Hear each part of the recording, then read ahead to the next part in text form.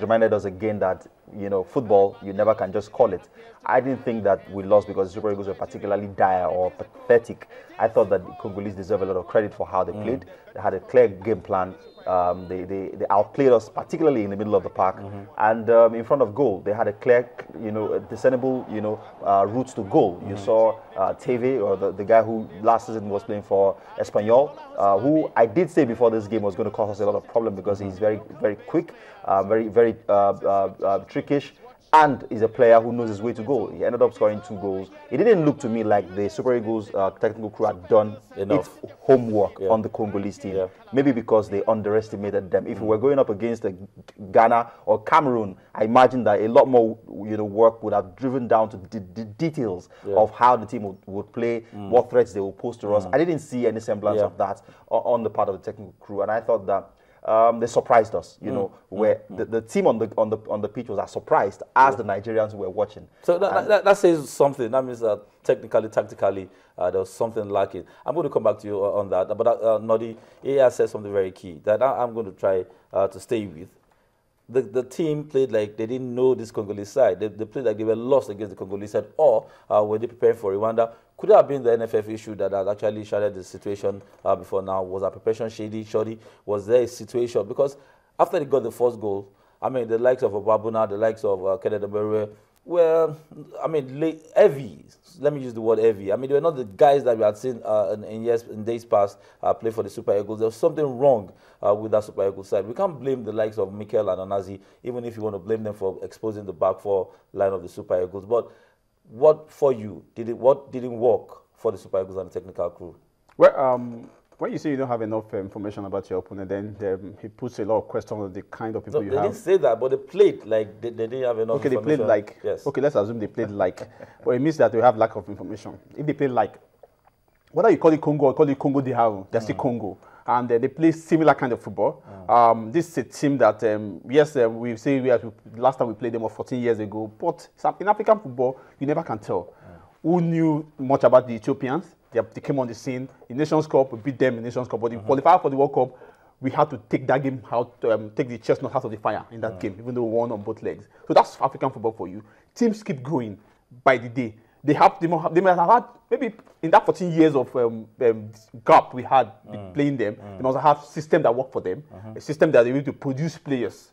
It's not that, let me just say, in football you have what we call, in English you have what we call checkered. That maybe I would look at this Super Eagles team as a team that's running through that kind of period. After the World Cup, you wouldn't expect a team after the World Cup to want to remain the same way they came from the World Cup. Particularly the fact that the way they cashed out for the World Cup, the kind of the criticism they got, and look at this goal by this man Thierry Bifuma. That was excellent exchange of passes, and that is one thing. You also said something, Nodi. I mean, let's not overflog this issue. They were bad on the night. I'm talking about the Super Eagles, and the blame will be laid on the doorsteps of Stephen Keshi. You said something that after the World Cup you might not expect them, but the coach, which happens to be the chief psychologist of the team, should actually do something to think at the team. But we can also understand that it took him a while to actually accept this job. There were issues of 15 million, 6 million, 7 million, so for 10 million, millions flying around just to take over your national coach, national team. The doorsteps, the blame, where should we apportion it to? The players, the team, or the NFM class? Well, I think 90% of the blame would definitely be laid on the doorsteps of the team and its technical crew. Forget all of the off-field shenanigans. I thought that on the day the Super Eagles didn't come to the party, and I hate to think that it's some of the problems off field that affected them. I don't think so. I think it'll be a very weak argument to put forward. I think that the team they've got to look at themselves and agree and admit that they were dire on the day, hold their hands up, and say that they didn't cover themselves in glory. I thought that the Super Eagles played like strange bedfellows. You saw, I think it was the first Congolese goal when that player outpaced Omero. Who would have thought Omero would be outpaced? It's okay for a player to lack pace, but to not understand when you need to commit a professional foul, so that you can take one for the team. You know, it's absolutely inexcusable. The NFF crisis didn't play a part in that. It was a shocking decision from a player you would expect should know better, having been playing in Europe and all this while, having established himself as one of the regular centre backs for the Super Eagles. So I thought on the day, individual errors, you know, cost us.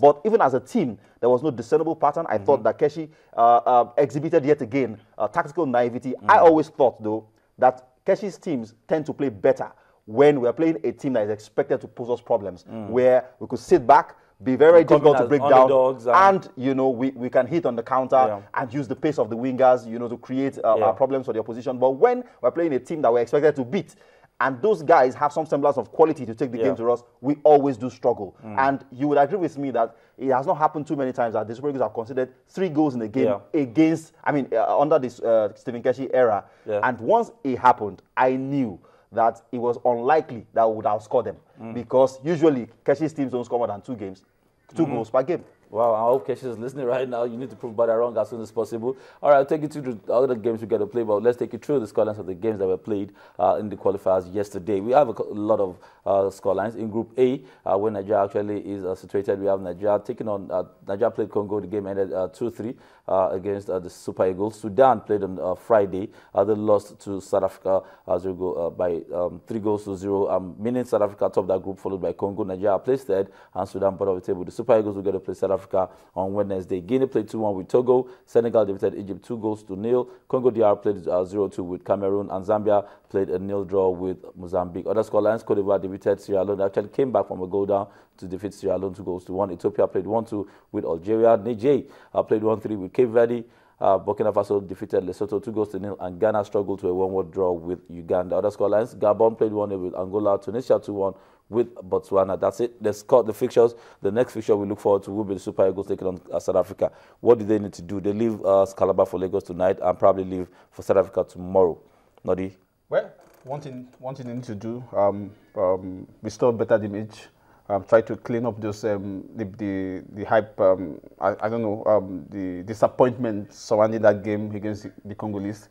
Beat South Africa. South Africa has already beat our boogie team. We know how to beat them. But this time around, the way they've come, the way they beat Sudan, took out Sudan in Omdurman or Khartoum, gives you an insight to what the South Africans are bringing up to the party against Nigeria. So they won't want to take this line low, because in that group, 2 teams have won 2 games away from us. So it means that the defending champion at third, we have to win that game so that we put ourselves in step, because 2 qualifies in the group. And if you allow these teams to get good results, because the game against South Africa will give us an insight on how the qualification route will look like for us. For that, we are going to be punching the calculators. We are going to be expecting the game to be won on the pitch this time around. All right, for you, Super Eagles, South Africa. I think that it provides a perfect platform for the Super Eagles to make the sort of bounce back or rebound that you would expect after a bad result. I thought that the pitch in Calabar could have played its part in how the team played. It was horrible. And Claude Lerory did say before the game that much as that surface was expected to affect them, he thought that the home team also will suffer. But in South Africa, you have pristine surfaces on which, you know, good football can be played. So the Super Eagles won't have any excuse whatsoever. The South Africans also have some kind of psychological problem coming up against Nigeria, because they haven't beaten us still in any competitive fixture. The only game they've won was a friendly in the Nelson Mandela Challenge way back. Since then, they haven't beaten us. So how they are able to come up against a Nigerian team that will be playing like wounded lions remains to be seen. But I feel that Keshi and his boys have a perfect platform, really, to get themselves back into reckoning and instill some confidence in the minds of Nigerian football fans who, at this point in time, on the back of how we crashed out at the World Cup and that game yesterday, don't exactly know what to think of the team.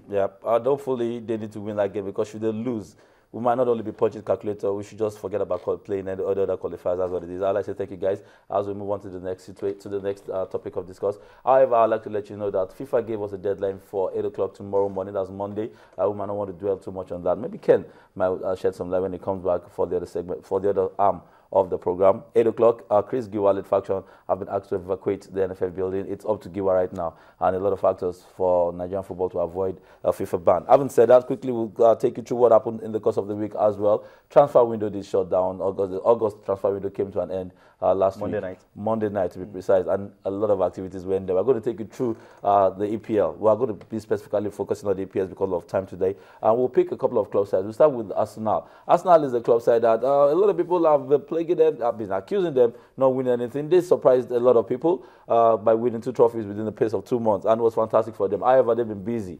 Not busy enough, some people want to argue as well, but quickly let's look at some of the guys that were shipped out of us now. Bakary Sanya went on a free, Lucas Fabianski left, Nicholas Bentner left, also Park Chu-young, a lot of people might not even remember him, Thomas Vermaelen, and Miyachi. Some people are wondering